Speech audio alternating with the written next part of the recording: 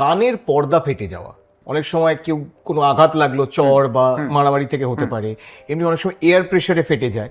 তো কানের পর্দা ফেটে যাওয়াটা কত সিভিয়ার, আর এটা কি সেলফ হিলিং? সেলফ হিলিং তো বটেই। আমরা যে কোনো জায়গায় কাটলে ইউজুয়ালি সেটা সেলফ হিল হয়েই যায়। সেটাও তো স্কিন, সেটাও নিজে থেকে জুড়েই যেতে পারে, প্রোভাইডেড আমরা ওকে হিল করার অপরচুনিটি দিই।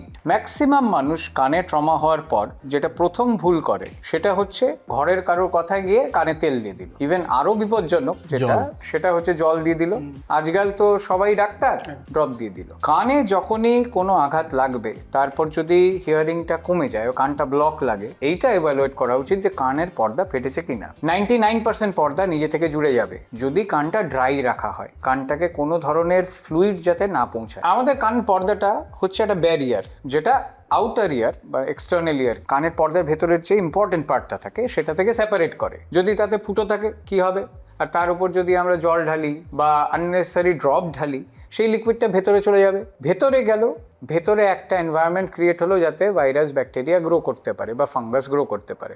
আর তেল সবচেয়ে সর্বনাশী জিনিস, তেল দেওয়া মানে ইনফেকশন হওয়া 100%। তখন পর্দাটাকে হিল হতে দেবে না, যেহেতু কন্টিনিউয়াস ইনফেকশন হচ্ছে। তখন সেটা অ্যাকিউট, এই পর্দা ফাটা থেকে সেটা আস্তে আস্তে আস্তে আস্তে ক্রনিক স্টেজে চলে গেল, যেটাকে আমরা বলি ক্রনিক ওটাইটিস মিডিয়া।